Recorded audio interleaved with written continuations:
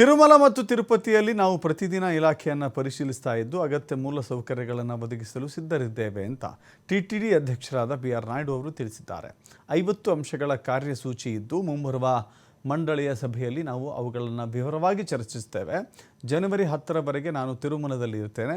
ಯಾವುದೇ ಸಮಸ್ಯೆಗಳಿದ್ದರೂ ನನ್ನ ಗಮನಕ್ಕೆ ತೆಗೆದುಕೊಂಡು ಬನ್ನಿ ಅಂತ ಬಿ.ಆರ್. ನಾಯ್ಡು ಹೇಳಿದ್ದಾರೆ. ದೇವಾಲಯದ ಧ್ವಜಸ್ತಂಭಗಳಿಗೆ ಅಗತ್ಯವಿರುವ ಮರಗಳನ್ನು ಬೆಳೆಸಲು ನಾವು ಸಿದ್ಧರಿದ್ದೇವೆ.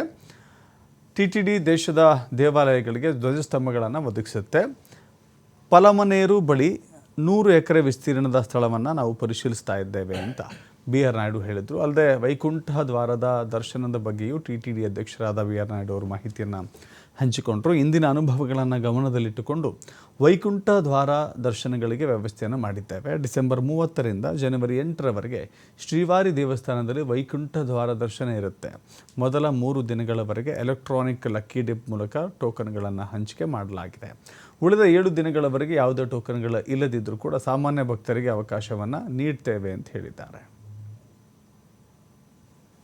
ఇక ప్రతి ఒక్క డిపార్ట్మెంట్ని కూడా రివ్యూ చేస్తున్నాం.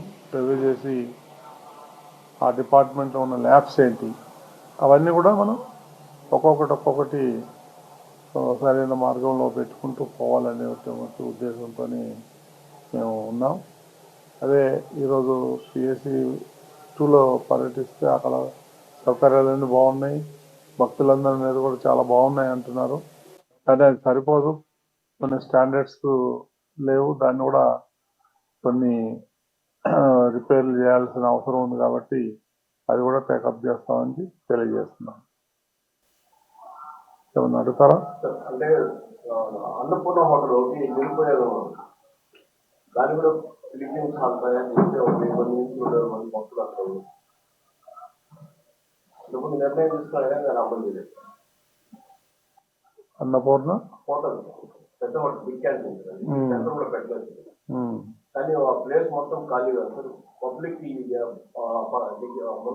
పక్కనే ఉంది. చూద్దాం, వెళ్ళి విజిట్ చేద్దాం. రేపు బోర్డు మీటింగ్ అయినా వెళ్ళి విజిట్ చూద్దాం. ఈ ధ్వజస్తంభాలకు కావాల్సిన చెట్లు పెంచడానికి స్థలం ఎక్కడ? ఇప్పుడు మనకు 500 ఎకరాలు ఉంది మన పలంనేరు దగ్గర, గోశాల దగ్గర. అది ఉపయోగంగా పడింది. అందులో ఒక మూల ఒక 100 ఎకరాలు తీసుకొని అక్కడే పెంచుదాం అనేది ఆలోచన ఉంది. అక్కడ పుష్కలంగా వాటర్ ఉంది, సాయిల్ కూడా బాగుంది, ఈ చెట్లు బాగా పెరుగుతాయనేటువంటిది మన డిఎఫ్ఓ గారు రిపోర్ట్ ఇచ్చారు, సాయిల్ టెస్ట్ చేసి. కాబట్టి చూద్దాం, అక్కడే పెట్టాలని ఉద్దేశం.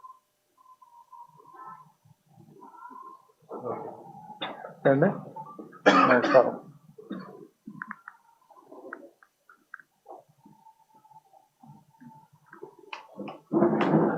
ఇంకొక చిన్న సాల్ సబ్మిషన్ రేపులే